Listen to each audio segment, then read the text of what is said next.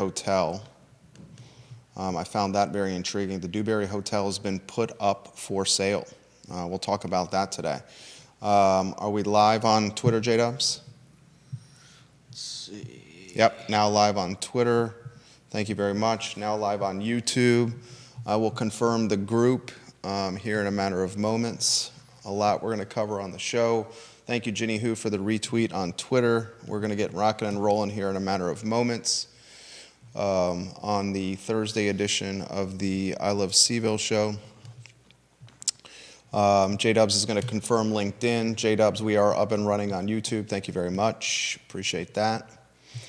And then I'll let you know about the group here in a matter of moments. Like and share the show, guys. If you could do us the favor of liking and sharing the show, that would mean the absolute world to us. We work hard for you. The only thing we ask in return is you help us spread the gospel. Not quite yet live on the group there, Judah.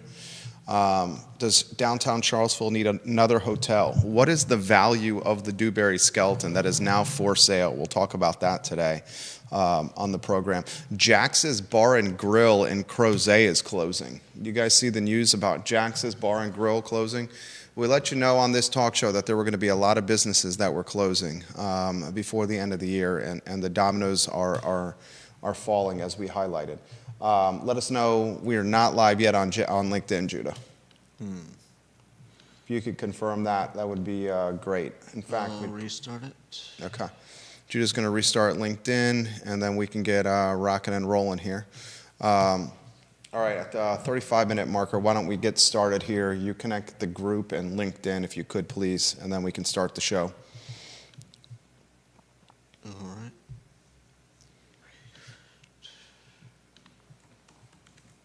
Okay, you want to count me in so we can start? Quiet on the set. And then give us a thumbs up when you get the group and LinkedIn up and running, if you could, please.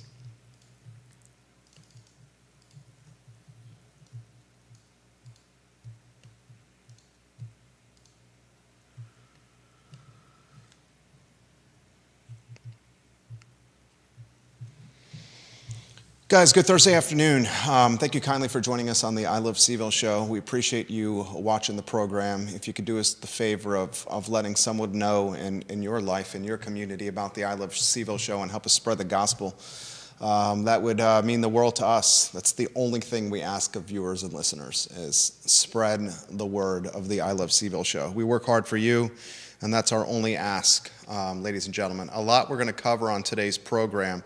The Dewberry Hotel is officially listed for sale. John Dewberry, dubbed by Bloomberg Magazine as the Emperor of Empty Lots. John Dewberry, born in Waynesboro, a quarterback from the Ramblin' Wreck of Georgia Tech, the Georgia Tech Yellow Jackets quarterback at one time, now a developer in Hotlanta, live on LinkedIn now, Judah. That's fantastic. Thank you. Mm-hmm. Now a developer in Hotlanta he wants out of Charlottesville, and his skeleton is for sale. We will talk about the Dewberry Hotel in today's program. Offers for the Dewberry Hotel are due by January 9th, 2025. A call for offers, a deadline of January 9th, 2025. I want to talk about that on today's show. On today's show, I want to talk about Jax's Bar and Grill in Crozet that's for sale. You don't have the banner behind you either there, J-Dubs. So you got to slide that. I want to talk on today's show a topic that we discussed on Tuesday, the glut of apartments that are currently in the rental and tenant ecosystem in Charlottesville and Albemarle County, and whether folks actually realize, elected officials understand that we have such a glut of apartments. I want to talk about the interview yesterday with Joe Plantania and Chief Mike Kochis, the Commonwealth's Attorney Joe Plantania and Police Chief Mike Kochis. I thought that interview went extremely well. If you have yet to watch that interview, give it a listen and a watch. It was excellent. I did ask Commonwealth's Attorney Joe Plantania if he was going to run for re-election. He said on yesterday's show that he loves his job. is passionate about the work he does, and has an announcement coming in January. If we're reading the tea leaves, Joe Plantania is going to run for a third term as Commonwealth's Attorney of CVille. And, I think Charlottesville, with Joe Plantania as essentially the top cop, Chief Cotchis, the top cop in uniform, Joe Plantania, the top cop in a business suit, is in a good place with Plantania at the helm. A lot I want to cover on the program. It's a busy week for news here on the I Love CVille show. The first topic, Judah, if you want to put that as a lower third on screen, the top 3 headlines as lower thirds on the Dewberry Hotel, that would be great. At this point, just scratch the group if you can't get it up, because we're about 10 minutes into the show. The first headline with the Dewberry, if you want that as a lower third, the Emperor of Empty Lots, John Dewberry, has put his skeleton up for sale. And there are people, according to this article in the newspaper today, kicking the tires for this skeleton. And the expectation is the Dewberry is going to remain a hotel.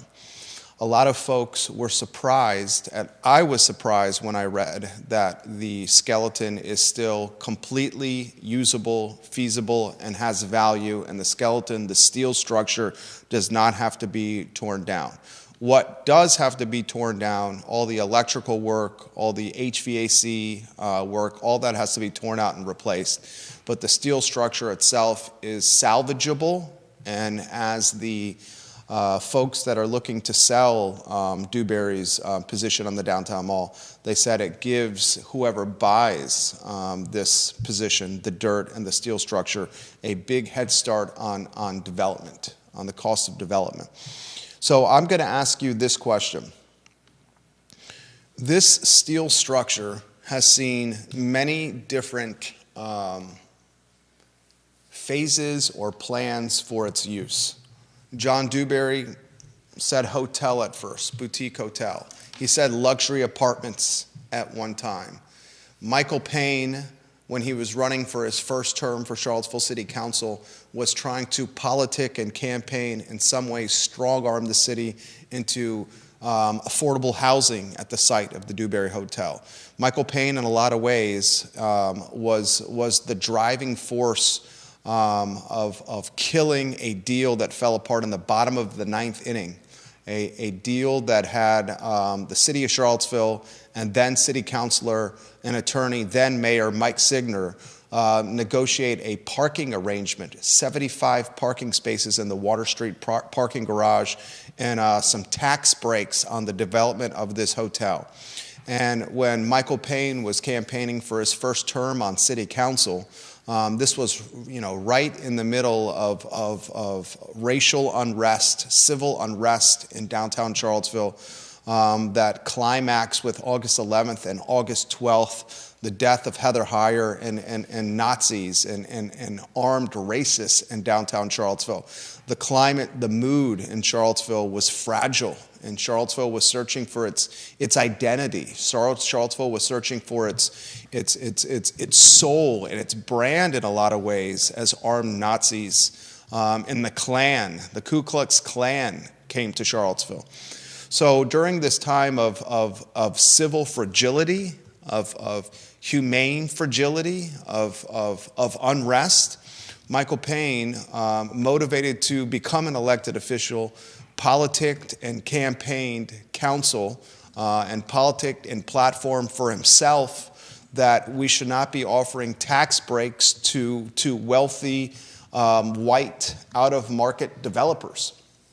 And a deal that Mike Signer, the mayor and a city councilor, had put in play where Dewberry was going to get 75 parking spaces for his hotel in the Water Street garage, it fell apart not just in the bottom of the 9th inning, but I'm talking the bottom of the 9th inning with 2 outs and the batter who's at the plate facing an 0-2 count. I mean, it was in the absolute final stage. And that deal falling apart,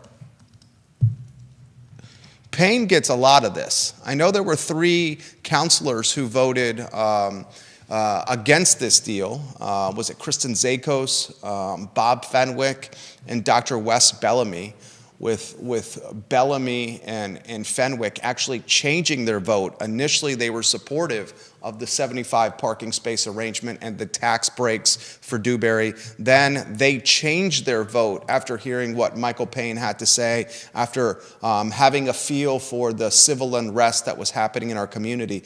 And as a result of that bottom of the ninth deal crumbling moment, we've had a hideous structure on the downtown mall.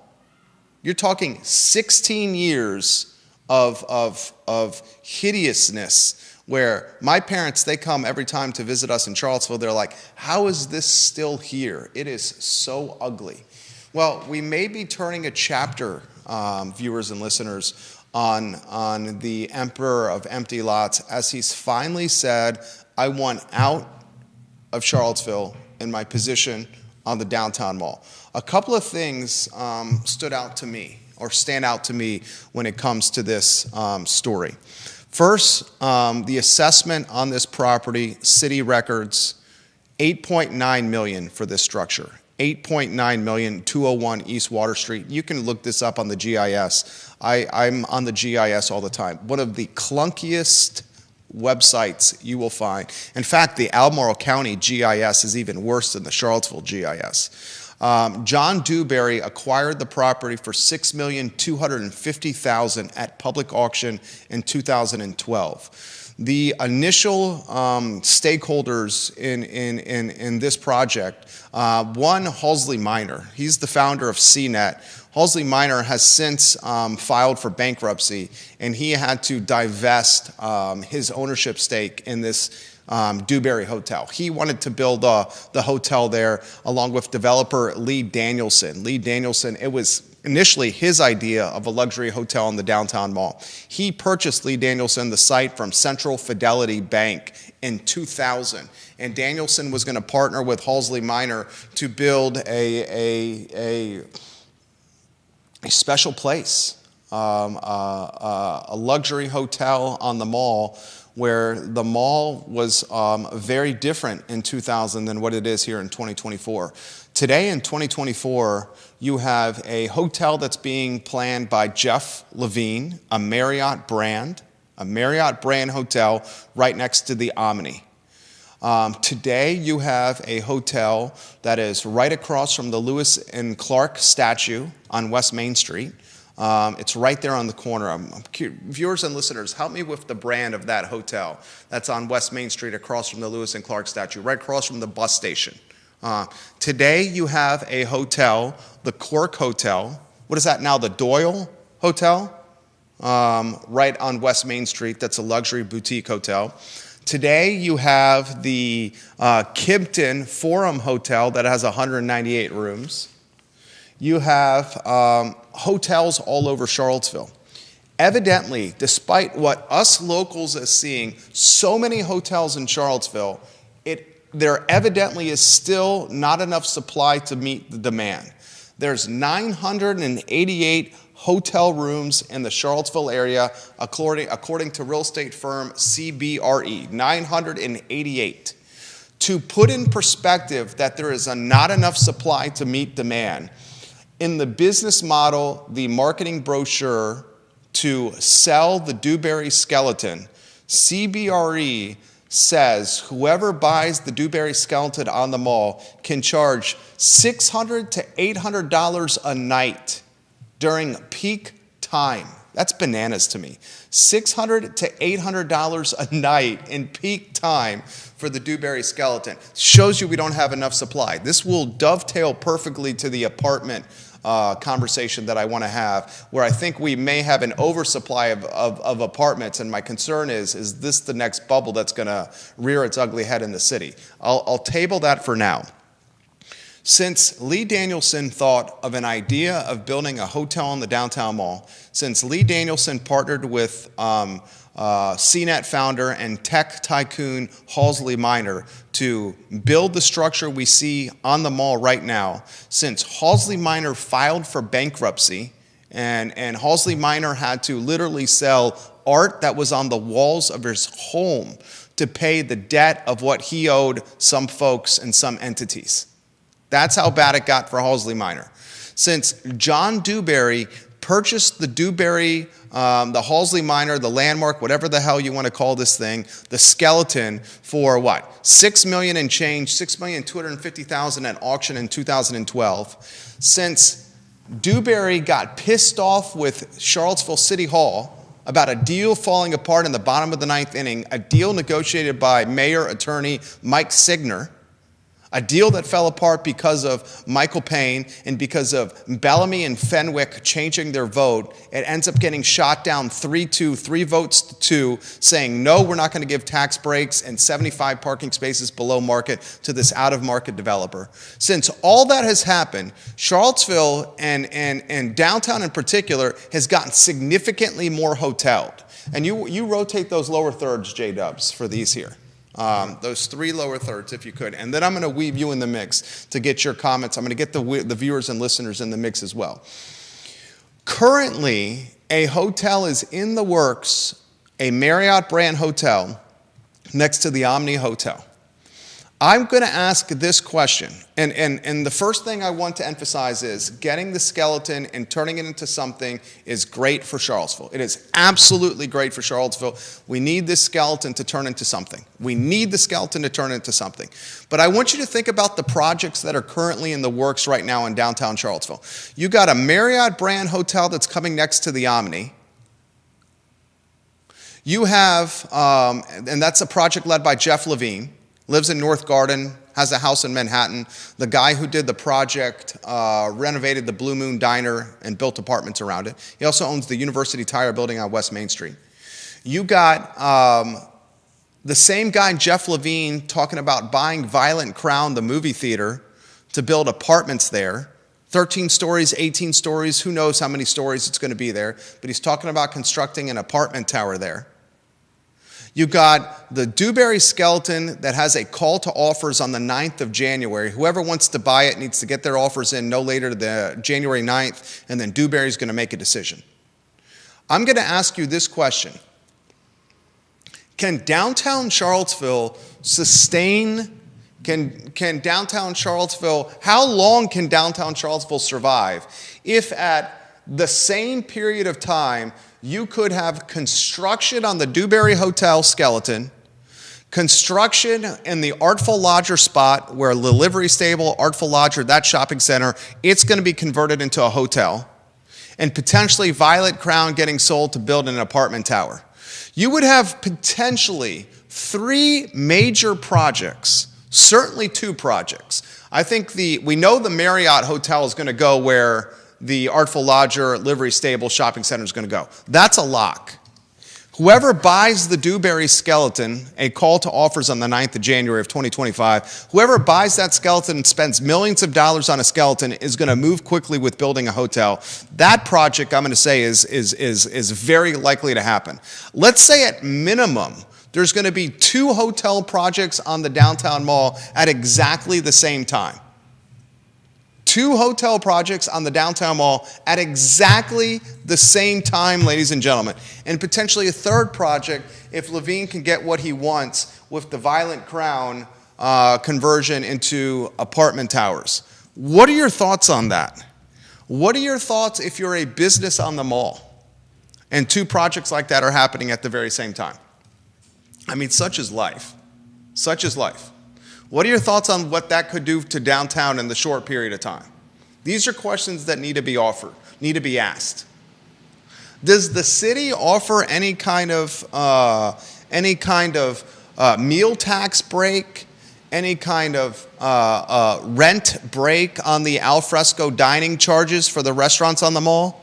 Any kind of sales tax break for the local merchants? Because 2 potential approved projects could be going on at the very same time in downtown Charlottesville? That's a fair question. If I was, as someone that's someone that's a leader in downtown Charlottesville, I would say to council, is there any kind of provisions or any kind of olive branch that's being extended to us as downtown property owners and downtown business owners if these 2 significant projects happen at the same time? It's a fair question. And a couple of other items that stood out to me that are worth reiterating. The fact that there are 988 hotel rooms, according to CBRE and the Charlottesville area, and those 988, including the 198 at Kimpton, the 168 at the Boar's Head, is still not enough to meet the demand from a tourism and student industry that drives almost $1 billion in revenue through the Charlottesville area, CVille, and Albemarle County. It's such significant demand that they are pushing the Dewberry Hotel and the 98 rooms that could materialize in this skeleton. They are pushing it as an operation that could charge $600 to $800 a night during peak tourist season. Effing bananas. That Dewberry skeleton, the plans also call for a couple of restaurants and a rooftop bar with unobstructed views of the Blue Ridge Mountains. The two best views in the city, I'm talking city strictly, are if you go to the top of the Graduate Hotel or the top of the old Cork Hotel, now the Doyle, and you're drinking beer or having a cocktail from the rooftop of those two spots. Those are the two best views. They're saying this view on the Dewberry will be even better than those. A lot I want to cover on today's program. Judah Wickower will give some love to Charlottesville Sanitary Supply, 60 consecutive years in business. John Vermillion, Andrew Vermillion, Charlottesville Sanitary Supply are where you want to shop. CharlottesvilleSanitarySupply.com. Judah Wickower, studio camera, we view in on a two-shot. You read the same story I did. What did you make of that story? I thought it was interesting. I thought it's about time we get our downtown mall back. Hopefully, have something put in there. I'm with you. I'm not sure if we really need a hotel, but I don't know. I don't know if anybody would be able to build anything else on there. I remember reading that it's not coded for, or at least not Zone's the word. Yep. Was it the zoning that's the problem? I thought it was the way that it was initially set up. And the height of the stories is not conducive to apartments. So that's why CBRE is pitching this as a hotel concept. Kevin Yancey makes a point that I think a lot of us were wondering. How is the steel and the concrete, which has been exposed to the elements without protection, still have the integrity to use? I wonder the same thing. But the folks that are brokering this deal or trying to broker this deal have straight up said that it has integrity. The steel and the concrete have the integrity that it can be used. So you're not just buying the parcel of land, you're buying the steel structure that can be used as the foundation for your hotel build. I was floored, almost flabbergasted when I read that. Because like all of us watching the program, we all expected this to be a teardown, and whoever purchased this from John Dewberry was just going to buy the dirt. Yeah. Evidently, you can use the steel structure as a head start when finishing your project. I'm less surprised about the steel than I am about the concrete. The whole thing, right? I mean, they have to rip out the HVAC, the electricity, the electrical work, all the stuff that's been exposed, but John Blair says, I know you like odds and numbers, so here's one for you and the viewers. Over under on the Dewberry fetching $13 million. John Dewberry, John Blair, I love you so much. And you, John, made Joe Plantania's day yesterday with your comments to him on the show. I just want to highlight that. And I could also tell with Joe that he has tremendous respect for you, John. I was going to put the over-under. I was going to see if I can get Judah into a prop bet. Oh, Lord. Another prop bet. Did you see we got another bottle from a happy client? Yeah. Let them know what we're doing here. Jerry is heading to our, hold on, I'll just... The hotel bar is pretty dope right now, right? Can you show the hotel bar? Or this is the studio bar. Give them the play-by-play commentary. We've got a. Don't pull it too far. You're gonna. Right there. Can they see This it? is our. Let me see if I can zoom in. This is our bar. We have one. It's got another, I think we have a couple good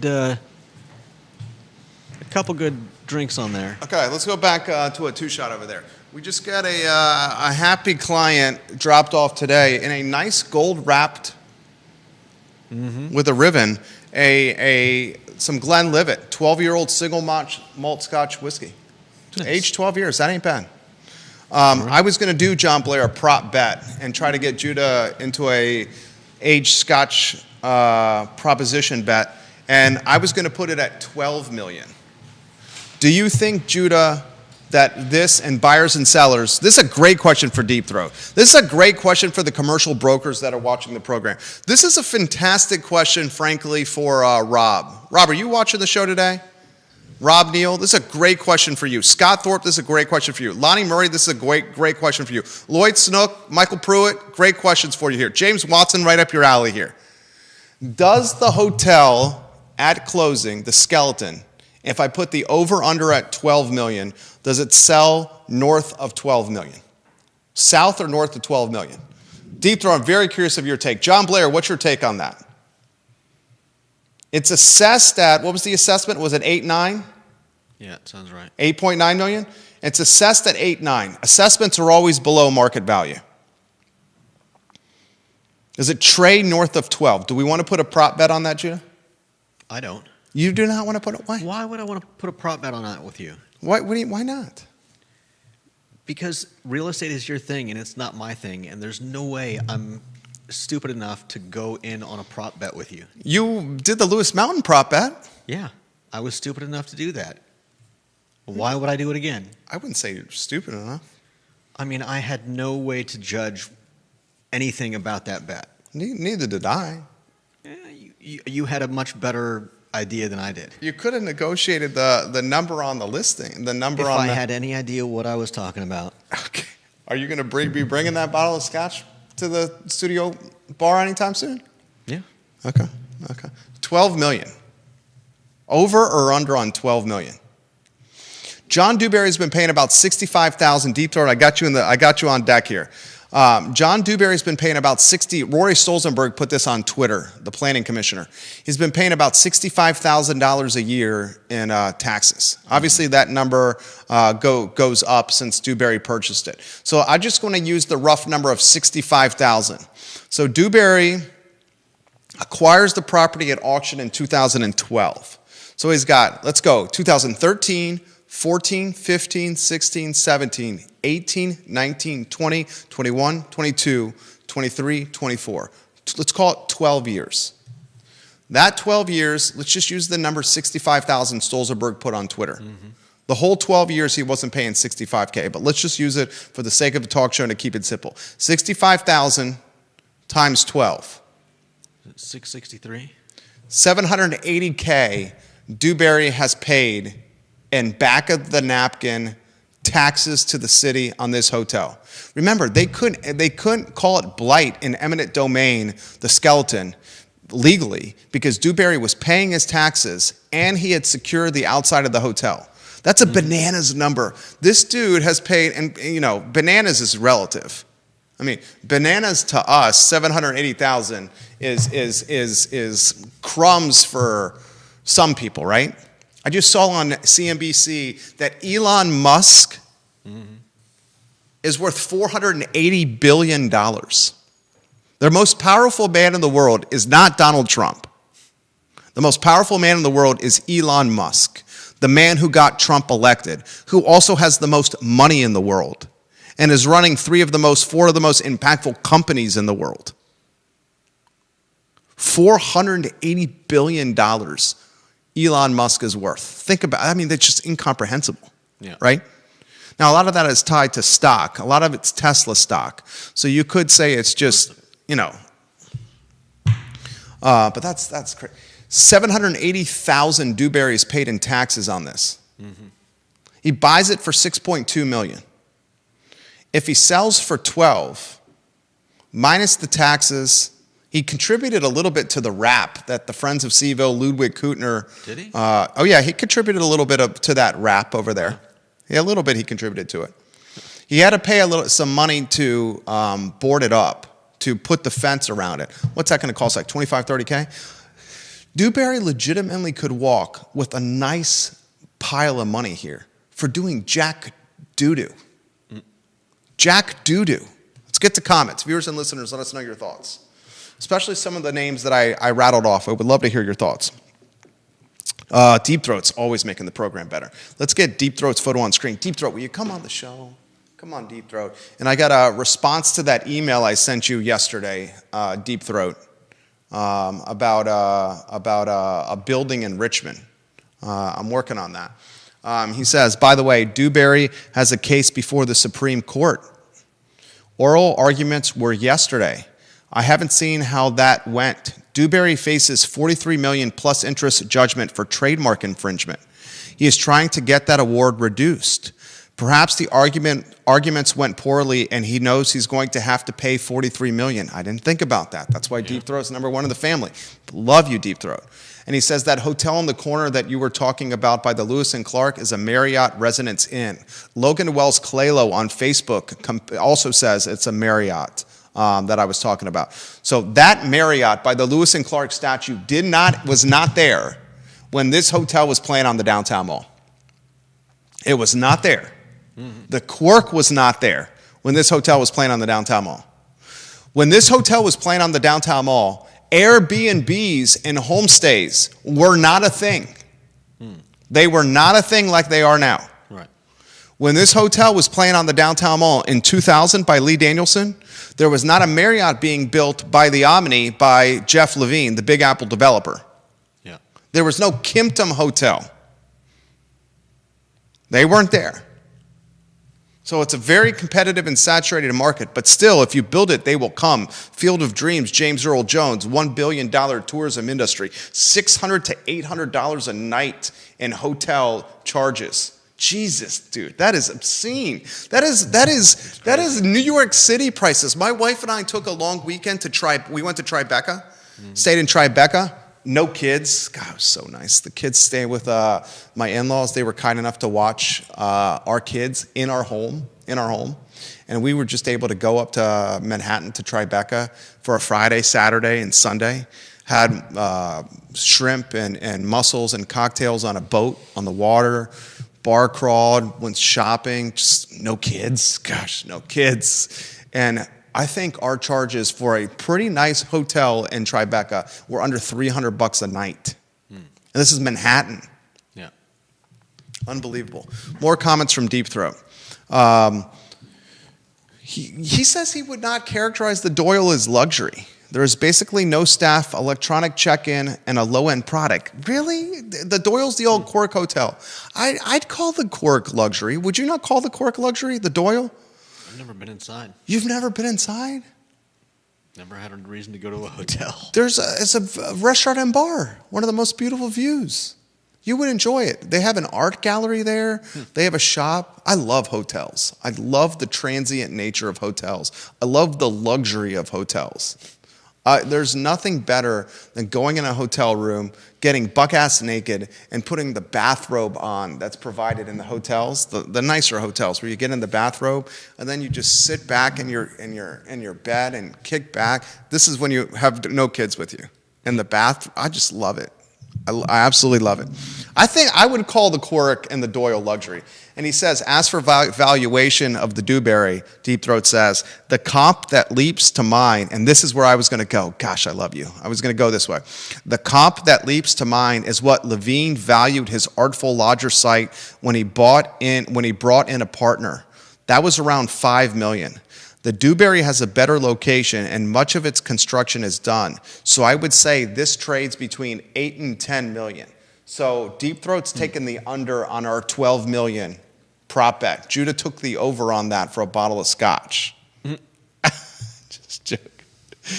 He says, as far as hotel capacity, I think there is insufficient capacity for peak days, basketball games, graduation, etc., but very much overcapacity for normal times. Occupancy year to date for CVille area, according to a state report, is 65%, and RevPAR is a pathetic 113. His guess is 8 to 10 million. And he says what could hurt the sale of this is the rushed nature of the process, because Dewberry is looking down the barrel of a $50 million court judgment. See, you know what, Deep Throat and John Blair, did you hear that? Viewers and listeners, did you hear that? That's the kind of insight and commentary, the kind of reporting that should have been included in the Daily Progress article. I'm not throwing shade. I actually thought the Daily Progress article was pretty darn good. Emily Hemphill wrote it. It was released today on the DP website. I thought it was pretty good. It was lengthy and robust with information. But in that article should have been the fact that Dewberry is facing a nearly $50 million judgment for trademark infringement. No doubt. Is it a fire sale because of said judgment? Right. And in that article, which I was going to provide this for the viewers and listeners, I was not going to provide the trademark infringement commentary. Deep Throat added tremendous value with that. Mm-hmm. I was going to provide the Levine Artful Lodger comp for the downtown mall and try to use that as a baseline for valuation. But I think that's some of the value you get from the I Love CVille show. At least I hope you guys get for the I Love CVille show that you guys appreciate. We're going beyond the headlines and try to use some institutional knowledge and some professional experience to provide content value for you, the viewer and listener. What are your thoughts, viewers and listeners? Like and share the show. Marlene Jones, watching the program. Free enterprise means investors that speculate on developments expecting high rents should lose their shirts when supply and demand results in gluts of housing units that will result in competition and lower rents. The city and country should keep approving development that will result in workforce housing that has lower rents and is near to business and transportation. It is the workforce they should be supporting, not greedy investors, most of whom avoid paying even their minimum taxes, yet expect bailouts when their speculation crashes the market. Marlene Jones, did you get her photo on screen? I don't believe we have one. We should get a photo for Marlene Jones. I appreciate her comment. She left that comment on the I Love CVille Facebook page if you want to find it.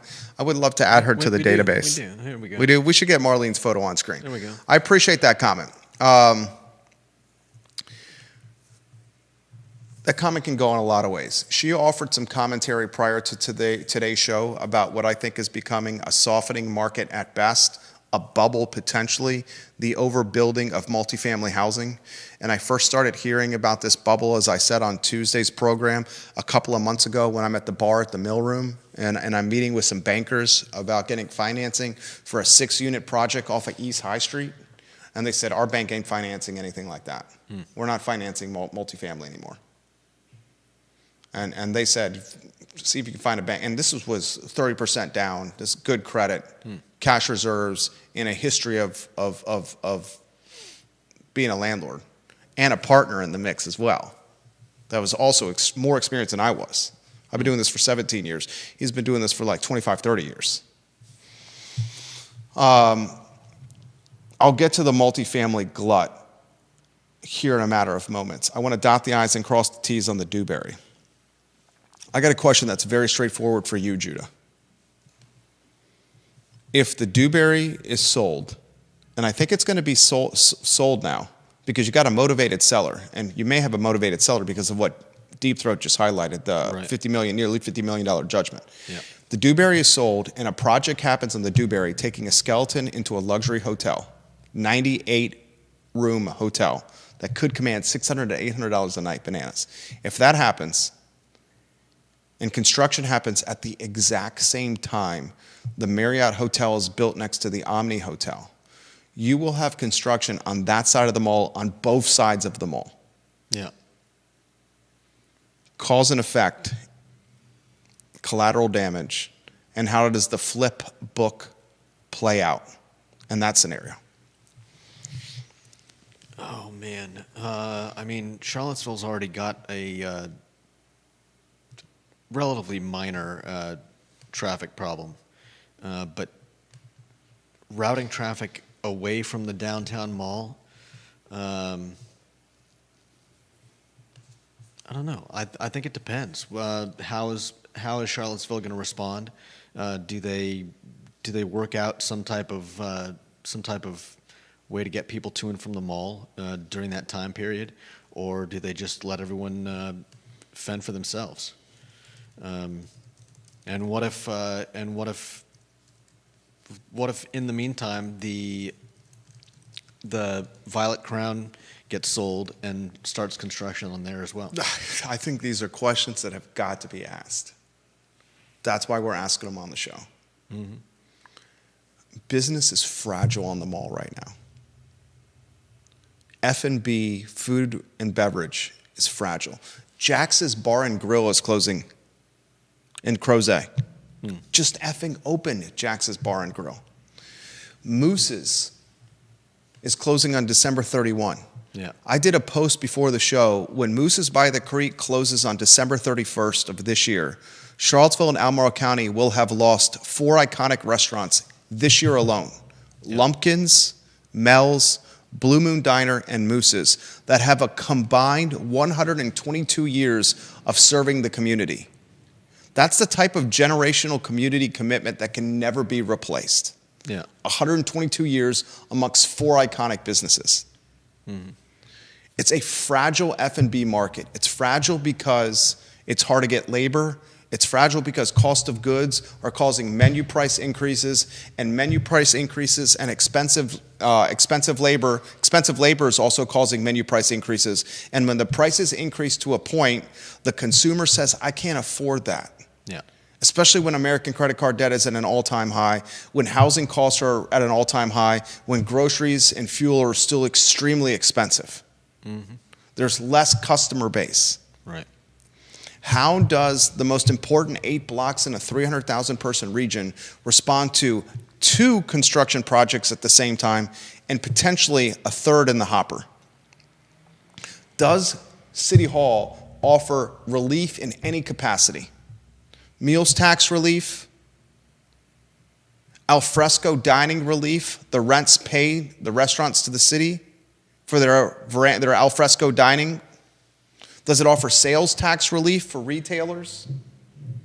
Is there any kind of relief? Does the city need to go balls to the wall with a marketing campaign that drives interest or attention in downtown Charlottesville? You see this in some construction projects. Pardon our dust. Pardon our work, but business is still open here. Does it need something like that? In the end, it's good news. Georgia Gilmer, I also have heard the rumor, and I don't think it's rumor anymore. I think it's fact that Moose and Amy are opening Boyd Tavern and Market in the Keswick area. I think they're going to kill it with that concept. And as I predicted on Monday's show, the local media, all they did on Monday's show was said Moose's is closing December 31st. Yeah. That's all they said. All they did was report on the post that was on the Moose's Facebook page. I said on the show, the reason they are closing is because Phil Delaney has passed. His estate owns all these addresses. I scoured the GIS around Moose's and all of them around it. Mm-hmm. And his estate now is very eager to move property. A great example of that is the Toddsbury going under contract. I've heard a lot of people are kicking the tires on the Charlottesville oil location across from Boar's Head. And I'll cut straight to the chase. Phil Delaney, the late real estate tycoon, he was good at acquiring real estate and trophy properties. He was terrible at upkeeping real estate and terrible at paying the taxes on real estate. That Wawa on 29 North was a Delaney property where the Wawa is now. And when the sale of that piece of property went through, FedEx packages started arriving at the closing. A bunch of sealed, certified FedEx packages were responding. A lot of people don't know this. I'd say probably a couple hundred people probably know this in Charlottesville, and that's about it. A lot of FedEx packages started arriving to the closing. You know what those packages were for? I do not. All the liens against the property. Why were they packaged? All the liens were coming in via FedEx to closing because they were first in line to get their money back on the taxes against the property. Good luck. No, you get them. Are we still live on LinkedIn over there? If you confirm for me.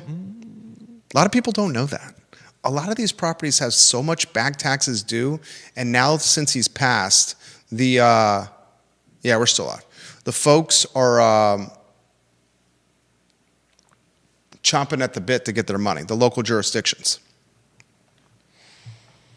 Now, this is a perfect segue into the apartment glut, J-Dubs.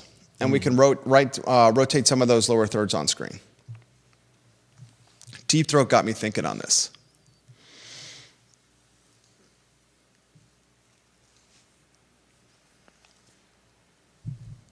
Multifamily housing in the city,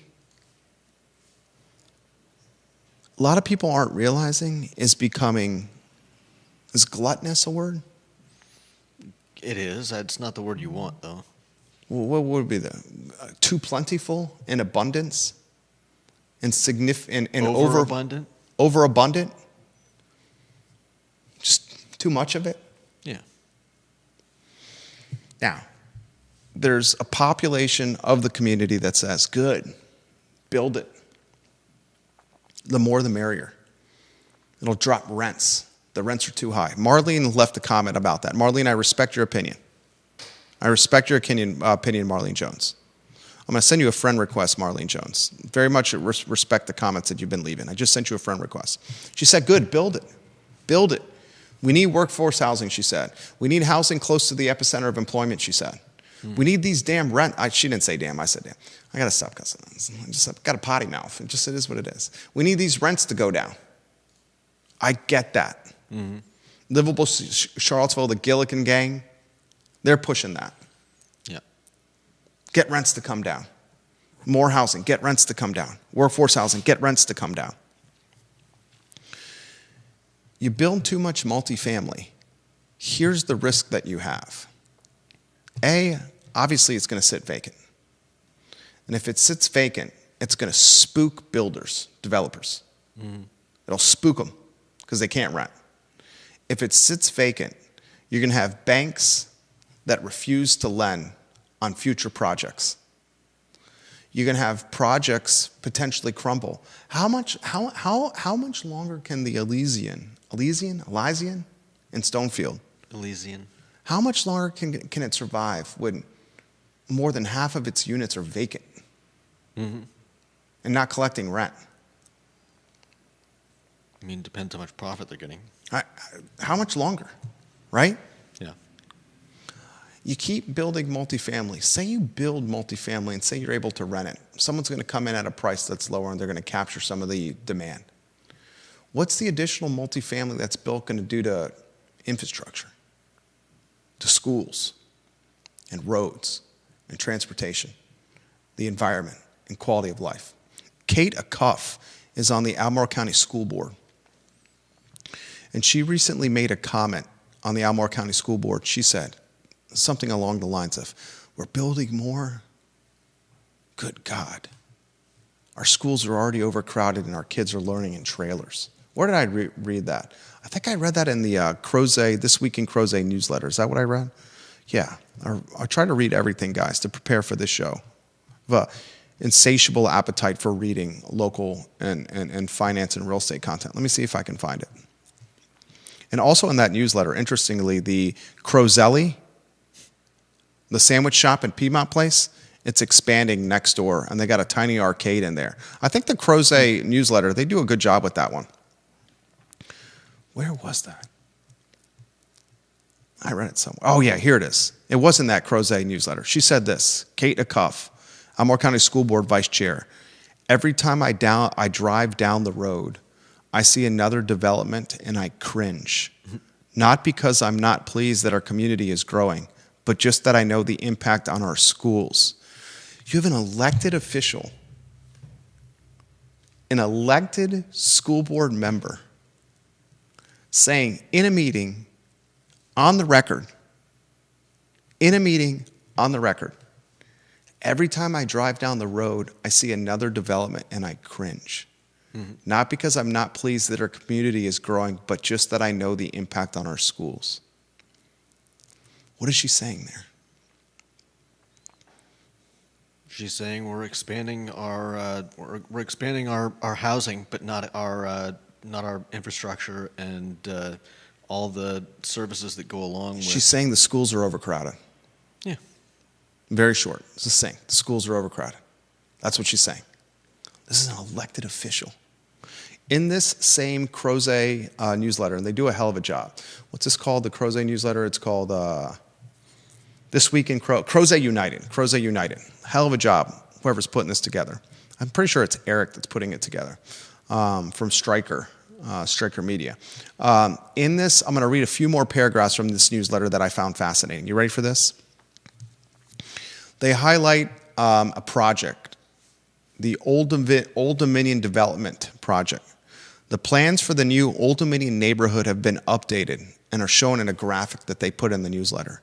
The 110-home neighborhood, which surrounds the current veterinary clinic on Route 240, will be a prominent visual change to the Crozet entrance corridor.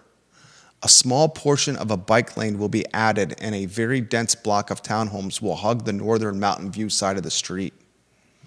Then they say this: schools don't have the funding to handle population growth. At their joint meeting with county supervisors last week, the Albemarle County School Board requested $500 million, $560 million to be exact, for school construction to keep up with population growth. The school division currently projects that only 11,310 more homes will be built across the county over the next decade, which will yield up to 4,350 more students. Unfortunately, the school's growth projection is still an order of magnitude too low because it does not fully account for the supervisor's recent residential development spree. As of today, there are over 10,000 new homes that have been approved but haven't been built yet. The county is now evaluating proposals for 4,000 more. These figures still ignore all of the additional housing developments that have yet to be proposed and built over the coming decade. Finally, 2 more paragraphs from the newsletter. Unless the county's planning commission and board start to take seriously the secondary effects of the development they have already approved, it's reasonable to expect that our schools will become even more underfunded and overcrowded. Our water supply will face greater strain, and our transportation infrastructure will remain unsafe and increasingly compromised. Perhaps the 2025 local election cycle, which unofficially kicks off next month, will be the wake-up call that supervisors need to take a hard look at the county's runaway growth. Voters deserve clear answers on how they plan to address these mounting challenges, specifically overcrowded schools, overtaxed water resources, and unsafe and congested roads. I have used our platform, the I Love CVille network, for damn near close to a decade to highlight the overcrowding nature of our schools, the unsafe and congested nature of our roads, the concerns about water, the concerns about public transportation and environmental impact, because of this build, build, build mantra. And I get labeled a NIMBY, a not in my backyard. And that's some BS. I am not a NIMBY. I am, let's honor the current zoning that's in play where people are buying houses, their most important investment, and not expect after they purchase their house to have the zoning on their street or their neighborhood change and allow more density. People buy houses expecting what they buy in the street and the neighborhood they buy in to be the same when they buy it. And to change the zoning on a street or a neighborhood is radically changing the rules of the game. That's like saying in basketball, it's not the team that scores the most points wins. It's the team who scores the least amount of points wins. Changing the game, that's wrong. I am also of the mindset that you better prioritize our schools, our roads, our quality of life before approving development. If not, then what's the point of living here? You're going to get to a point where a generation of kids, is going to have an inferior education because of the overcrowding nature of what's happening in Charlottesville and Albemarle County. And then you're going to stack those kids up against the same kids that are going into private schools in Charlottesville and Albemarle County where that's not happening. Where the student-teacher ratio is significantly different in the private schools in Charlottesville and Albemarle County than the public schools. Significantly different. Yeah. I'm talking a delta that is 16-1 in a private school, 25-30-1 in a public school.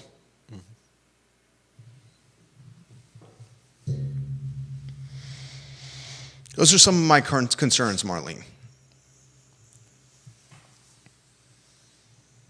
Kevin Higgins says, Miss Cuff, this has been an issue for years. Kevin Higgins also says Albemarle County is not equipped for fire, police, and rescue. No, anyone who talks to the fire, police, and rescue will confirm that. Anyone who talks to the fire, police, and rescue will confirm that.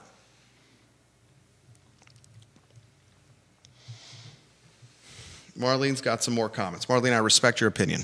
I appreciate this back and forth that we're doing respectfully.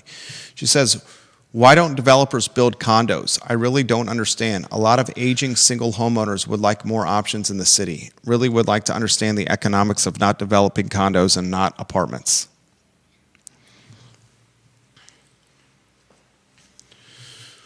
I'll pose that question on our Real Talk show. Interestingly, tomorrow, Ned Galloway and Neil Williamson are in studio at 10:15 a.m. So this is a great topic matter for Supervisor Ned Galloway and for Neil Williamson, the president of the Free Enterprise Forum, tomorrow at 10:15 a.m. on the I Love CVille network. There's 3 spots up for grabs on the Board of Supervisors. Ned Galloway spot, Diantha McKeel spot, and Jim Andrews spot. Isn't the scuttlebutt that Jim Andrews is not going to run for re-election? Is that the scuttlebutt, ladies and gentlemen? That's the scuttlebutt I'm hearing. Strictly scuttlebutt. That he's not running for re-election. Galloway and McKeel running, I would imagine, absolutely. They live and breathe this stuff. 2 spots on council. Pinkston and Wade. Running as a ticket. What'd you make of B. Pinks and our man Wade running as a ticket, running as a team? How are they running as a team? They're running as a ticket. They're announced at the same time and said, we're doing this as a ticket, as a team. Okay. What'd you make of that? They're campaigning together. That's what that means. Yeah. Maybe they're hedging against the uncertainty of who might be throwing their hat in the ring. I don't know. Albert Graves on Twitter. Will the construction workers that are building the 2 or 3 hotels help provide revenue for the restaurants on the downtown mall? It's a great question. Scott Stadium and John Paul Jones visitors need plenty of rooms, just not 24/7, 365. He also says, Albert Graves, I love Albert Graves. Not surprising with the closure of Jax's. He would just close on random nights, including Friday and Saturday. Also, go read the reviews. Not so good. And the way the owner berated his employees in front of customers, not surprising at all. And he said, Crozet is running out of water. Wow.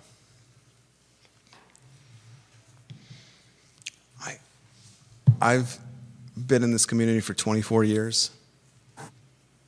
24 years. I remember when Crozet was pastures and cow fields, lifted Ford F-150, 250, and 350s, flannel and camo, Bud Heavy and Bush Light, Garth Brooks and George Strait, bonfires, and fried chicken at Brownsville Market. Today, Crozet is X5s and Mercedes-Benz. It's Taylor Swift and I'm trying to come up with a rich person singers. Taylor Swift and Dua Lipa. It's I don't know what that means. wine. She's a musician, Judah. No, I know. I just don't know. What you Wine mean by it. coolers and Chardonnay. It's pinkies up, champagne, charcuterie, and hors Throwback d'oeuvres. shirts. It's rowback shirts and fedoras. 24 years, it's completely changed. From a blue-collar country community of good old boys and gals to million-dollar homes and white-collar professionals. And it's a designated growth area. It's a designated growth area. So, chose to move there. This was coming down the pipe. I don't think anyone saw it like this. Kevin Higgins says Albert Graves is right. We are one drought away from disaster. Albert Graves is a smart man.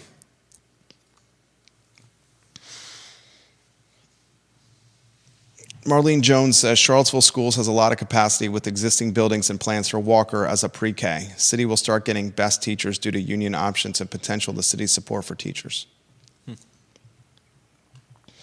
Any closing thoughts for you, Judah Wickower? It's going to be an interesting 2025. Content creator's dream. The city that never sleeps. Judah, this is where you say it sleeps, Jerry. Did we put a prop bet on that, Dewberry? January 9th, it's going to sell. It's the call for offers by the 9th of January. All right, that's the show. The Downtown Spotlight is today at 2:30. Greer Achenbach of Friends of CVille has Major Mark Van Meter of the Salvation Army. So the head of the Salvation Army is in studio today at 2:30 to talk about the conversion of a thrift store on Cherry Avenue to a shelter for the houseless, the homeless. 2:30 today, Greer does a hell of a job on her show. Make sure you catch this show. Thank you kindly for watching us, guys. So long, everybody.